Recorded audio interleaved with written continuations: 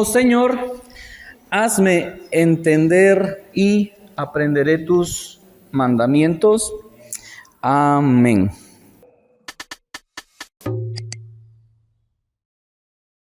¿Alguien sabe lo que la palabra apostasía significa? Vamos a definirlo de una manera sencilla. Apostatar es negar la fe. Errar, desviarse de la fe, ir en contra de la fe o de lo que se ha aprendido. Eso es apostatar.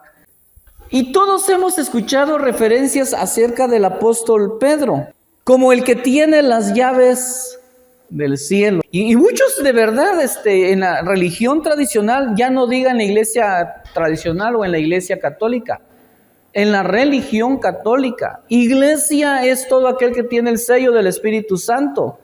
No es una iglesia. Si no son salvos, no son iglesia. Entonces, cuando empezamos a medir la iglesia bajo esos parámetros que son los bíblicos, el porcentaje de iglesia realmente se vuelve muy reducido, mis hermanos. Cuando voy y me invitan a predicar a otras iglesias de este tipo, yo predico el evangelio. Aunque me hayan invitado a dar una conferencia sobre la familia o demás, predico 10 o 15 minutos del evangelio. Media congregación normalmente a veces viene a los pies de Cristo. Pero volvamos a Pedro. ¿Es el que te deja entrar o el que no te deja entrar? Que tiene las llaves de la puerta, ¿verdad? Y se cree de eso normalmente en la religión tradicional. Mateo capítulo 16, vamos a estudiar esa porción. Y bueno, ¿qué significa Mateo 16 del 13 al 19? Porque es ahí donde se tienen las bases de estas creencias y otras que vamos a explicar el día de hoy y aclarar el día de hoy. Viniendo Jesús a la región de Cesarea de Filipo, preguntó a sus discípulos, diciendo: ¿quién dicen los hombres que es el Hijo del Hombre? Ellos dijeron, unos Juan el Bautista, otros Elías y otros Jeremías o alguno de los profetas. Él les dijo: ¿y vosotros, quién decís que soy yo? Respondiendo Simón Pedro dijo: tú eres el Cristo, el Hijo del Dios viviente. Entonces le respondió Jesús: bienaventurado eres, Simón, hijo de Jonás, porque no te lo reveló carne ni sangre, sino mi Padre que está en los cielos. Y yo también te digo que tú eres Pedro, y sobre esta roca edificaré mi iglesia. Y las puertas del Hades no prevalecerán contra ella, y a ti te daré las llaves del reino de los cielos, y todo lo que atares en la tierra será atado en los cielos, y todo lo que desatares en la tierra será desatado en los cielos. ¿Qué significa todo esto que Jesús dijo a Pedro? Empecemos con el versículo 18. Tú eres Pedro, y sobre esta roca edificaré mi iglesia. La religión católica tiene este versículo como una base para decir que esa roca a la que Jesús refiere es Pedro, y que ellos son la iglesia edificada sobre ese fundamento o sobre esa verdad que Jesús dijo sobre Pedro, y Pedro es el primer papa, dicen ellos. Que de entrada aclaremos, hermanos, dentro de los ministerios, dentro de la iglesia de Jesucristo, la iglesia cristiana, no existe un ministerio o posición, o ¿cómo se le llama? Oficio. No existe un oficio como tal, el Papa. Los dos oficios que como iglesia aceptamos y tenemos, y si está tomando nota, eso es importante que lo sepa, son dos, y son los bíblicos. Trabajamos solo con pastores y diáconos. Punto. De ahí que si el apóstol y el profeta y el arcángel, y eso ya son totalmente fuera de lo bíblico, pero están en la Biblia, pero se ha mal interpretado y se ha enseñado con otras intenciones que tal vez lo abordemos en otro tema. que el ujier, que el maestro de escuela dominical, que son diáconos también. Esos son los dos oficios que tenemos como iglesia. Entonces, eso para aclarar, no existe tal cosa como el Papa. Pedro no puede ser esa roca a la que Jesús se refiere por una razón muy sencilla. Él mismo dijo que Jesús es la roca. Primera de Pedro, capítulo 2, versículo 6. Por lo cual, también contiene la Escritura: he aquí pongo en Sión la piedra, la principal piedra del ángulo, escogida, preciosa. Y el que creyere en él no será avergonzado.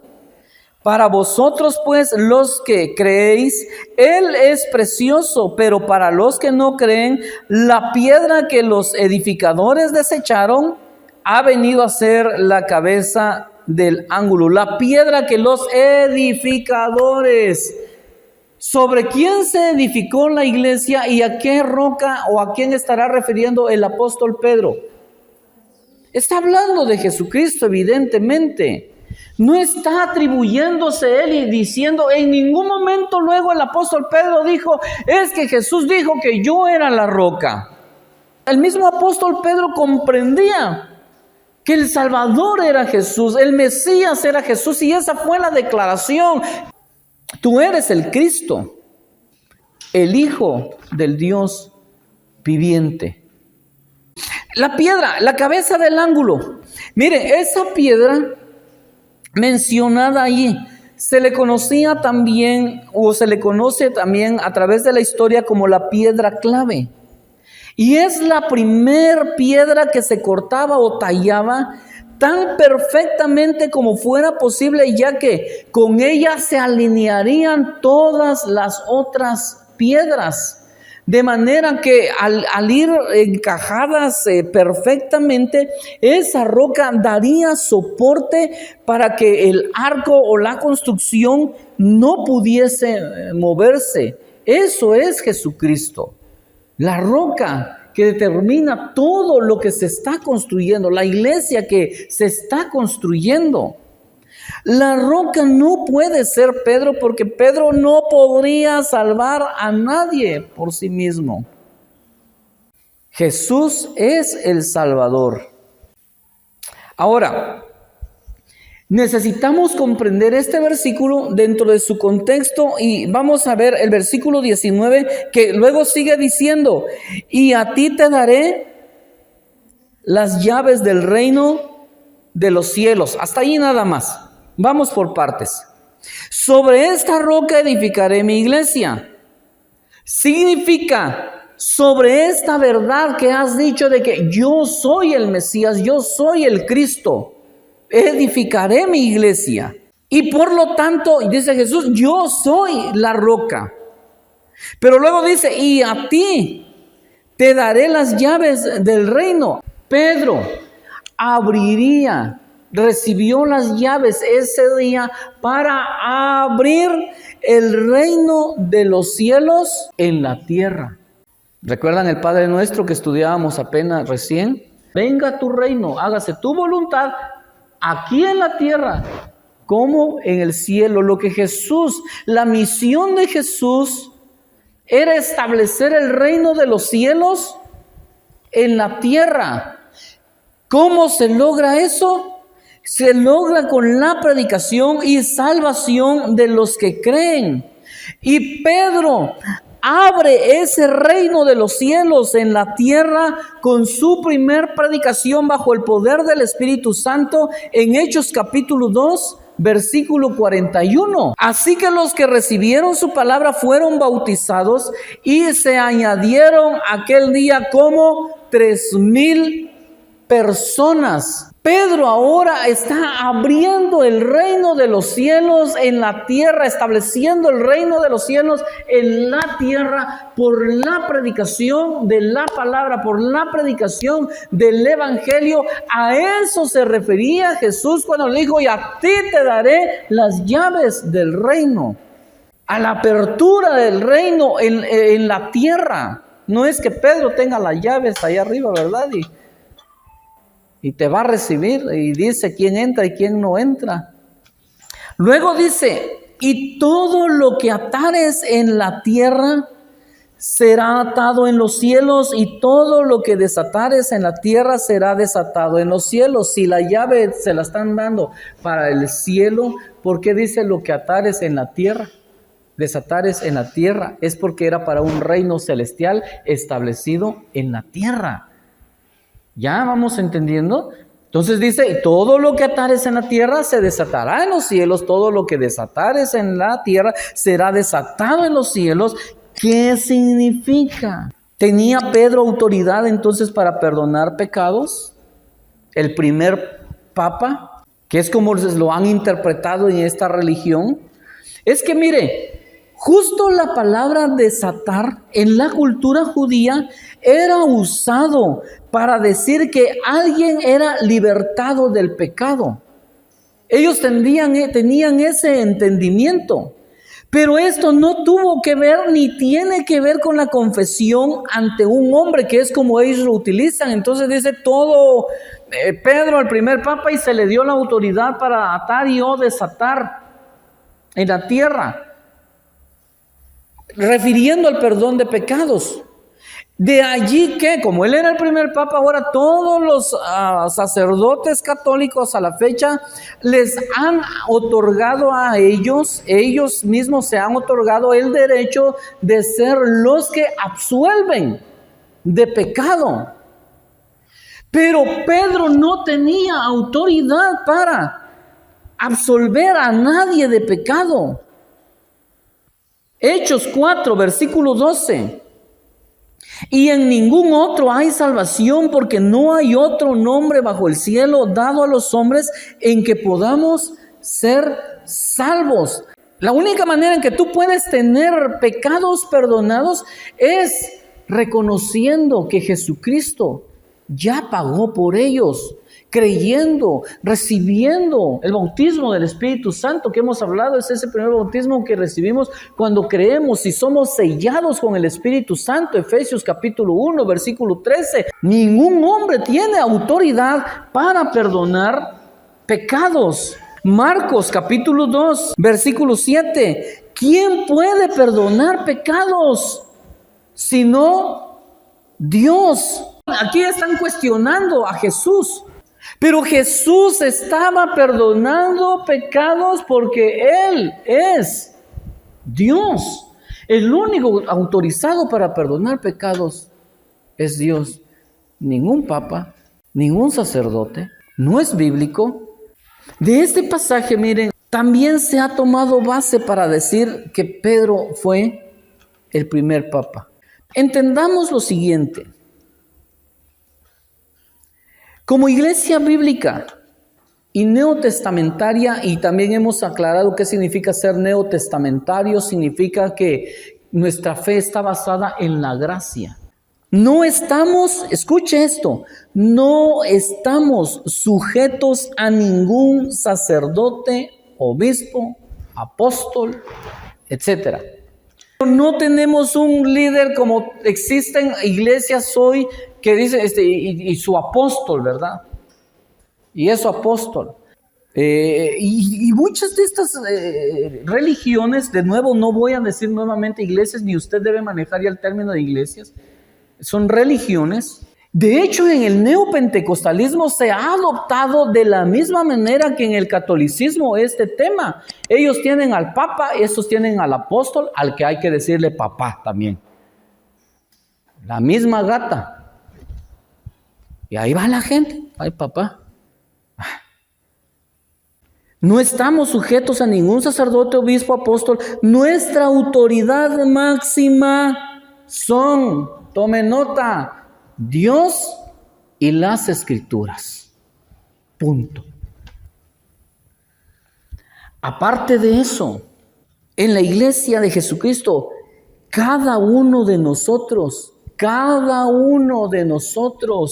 es sacerdote. Primera de Pedro 2, versículo 9. Vosotros sois linaje escogido, real sacerdocio, nación santa, pueblo adquirido por Dios, para que anunciéis las virtudes de aquel que os llamó de las tinieblas a su luz admirable. ¿A quién llamó Dios a eso? ¿A quién? A todos. Somos sacerdotes. Pero cada uno a su vez, y también está establecido en la Biblia, queda a cargo de un pastor, de un presbítero, anciano o diácono, encargados de la predicación y otras responsabilidades, pero no con una posición mayor, que ese es el problema de estas religiones, no con una posición mayor, sino solo con mayor responsabilidad, velar por la ley, velar por el pueblo. Con esa responsabilidad solamente. En ninguna parte de la Biblia se establece superioridad de unos cuantos escogidos, pero a él sí cárguenle la maleta, a este sí atiéndalo de manera, este no, porque ese es el apóstol, el profeta. ¿Qué ha llevado a estas personas a todo esto? Orgullo. Orgullo. Perdieron la humildad y perdieron su posición de siervos, pero Dios dijo, el que es mayor de vosotros, sea servidor de todos, sea vuestro siervo. Jesús mismo se humilló y le lavó los pies a los apóstoles. Ese era el trabajo de un esclavo, de un siervo. Pero no, ya no se quieren arremangar las mangas.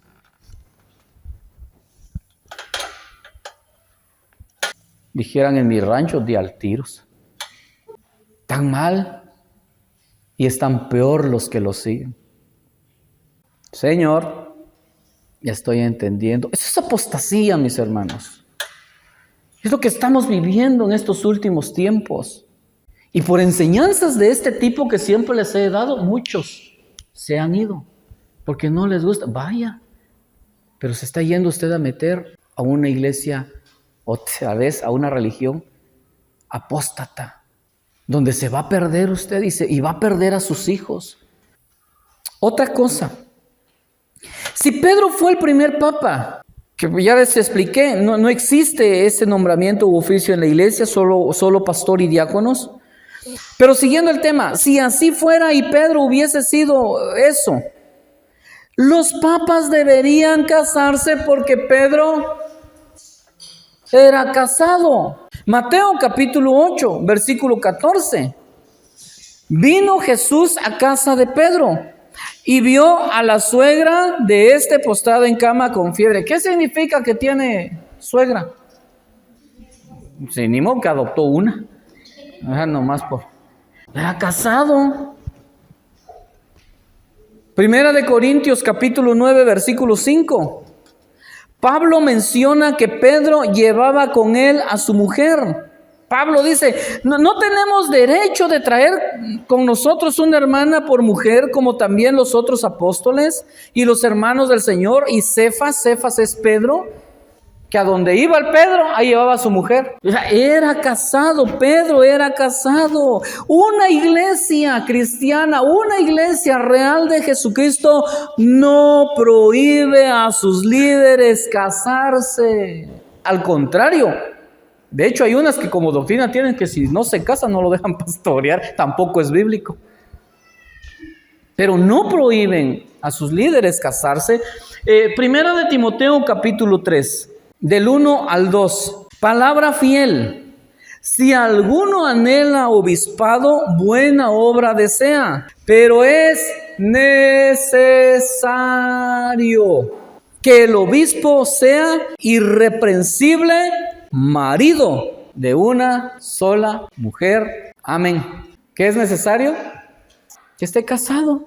Entonces Pablo no era casado, pero Pablo mismo escribió, mejor es casarse que andarse quemando. Mejor es casarse que andar fornicando.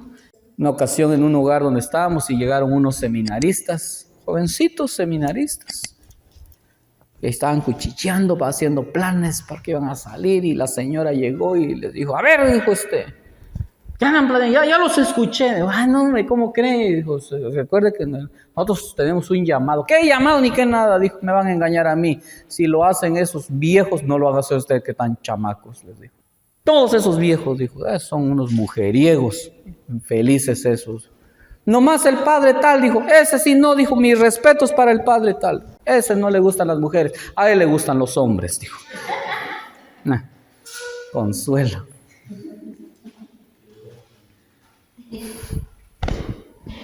Apostasía. ¿Saben que la religión católica tiene como sacramento? El sacramento es requisito para salvarse. El matrimonio.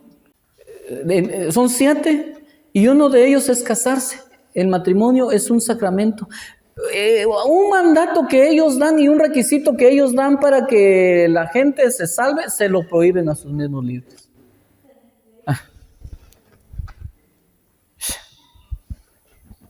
Entonces ellos dicen, no, pero es que yo estoy casado con la iglesia. Sí, con media iglesia se meten. Desasiados. Ni Jesús está casado con la iglesia, Jesús es el novio de la iglesia y un día se celebrarán las bodas del Cordero. Por último, el apóstol Pedro, entonces no es un santo. Miren, sí, el apóstol Pedro es un santo. Los seguidores de Jesús y los creyentes, todos, y usted también. Porque la palabra santo significa alguien que es apartado con propósito. Apartado, santo. En el momento que nosotros nos convertimos y aceptamos a Jesús como Señor y Salvador, Él perdonó nuestros pecados, lavó nuestros pecados, borró nuestro pasado, nos dio una vida nueva, limpia. Y recibimos esa santidad. Eso es doctrina también. La santidad que tenemos la recibimos por gracia. Somos santos por gracia. Porque sin santidad nadie verá al Señor. Santidad, la que recibimos por gracia, lavados en la sangre del Cordero. Pedro era santo y usted también. Es que no, el problema no es con la palabra santo, el problema es con la palabra ídolo, que en estas religiones los han hecho no santos. Santos son, los han idolatrado. Por esa razón nadie sabe dónde quedó el cuerpo de Moisés. Pero Pedro, claro que es santo, pero no ídolo. Todo aquello que antepones a Dios, toda persona, práctica u cosa que antepones a Dios es idolatría. Y ahí es el problema. 4:1, primera de Timoteo. Pero el Espíritu dice claramente que en los postreros tiempos algunos apostatarán de la fe, escuchando a espíritus engañadores y a doctrinas de demonios. ¿Bajo la influencia de quienes están entonces todas estas religiones? De espíritus engañadores. ¿Quién es el padre de la mentira? Satanás, el diablo.